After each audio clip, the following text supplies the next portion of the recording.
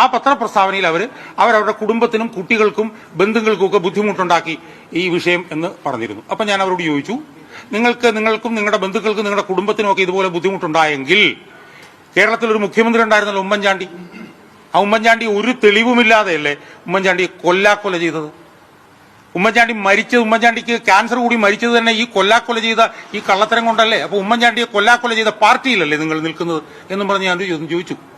അതിനുശേഷം ഞാൻ ഗോപി കോട്ടമുറിക്കലിനെയും പി ശശിയെയും കടകംപള്ളി സുരേന്ദ്രനെയും അറിയാമോ എന്ന് പറഞ്ഞുകൊണ്ട് ഞാനൊരു ചോദ്യം ചോദിച്ചു ഇവരോട്.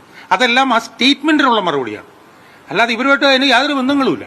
മൂന്നാമത്തെ ഞാൻ ചോദിച്ചത് കണ്ണൂരിലൊരു CPM MLA, ഞാൻ അതിന്റെ പേര് പറഞ്ഞില്ല, മുൻ MLA, അദ്ദേഹം അനുഭവിക്കുന്ന മനോവ്യഥ നിങ്ങൾ അറിഞ്ഞോ എന്ന് ചോദിച്ചു. അതെല്ലാം ചോദ്യങ്ങളാണ്. ആ ചോദ്യങ്ങളെല്ലാം ഇവര് ഇറക്കിയ ഒരു പ്രസ്താവനയ്ക്കുള്ള മറുപടിയാണ്.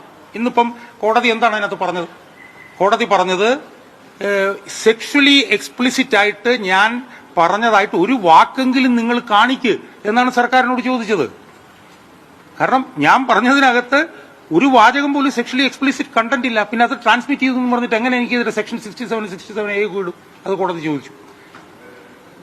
അതുപോലെ തന്നെ കോടതി ചെങ്ങമനാട് പോലീസ് സ്റ്റേഷനുമായി ബന്ധപ്പെട്ട് ചോദിക്കുന്നത് നിങ്ങൾ കേട്ടു. 3.5 മണിക്കൂർ കൊണ്ട് ഇത് എങ്ങനെ പോയി ചെയ്തു എന്നുള്ളത് കോടതി ചോദിച്ചു. പിന്നെ കോടതി എടുത്തു ചോദിച്ചു, അയാൾ കുറെ ചോദ്യങ്ങളല്ലേ ചോദിച്ചത്, ആ ചോദ്യങ്ങളിനകത്ത് എങ്ങനെയാണ് പ്രശ്നം വരുന്നത് എന്ന് ചോദിച്ചു. പൂർണ്ണമായും കോടതിക്ക്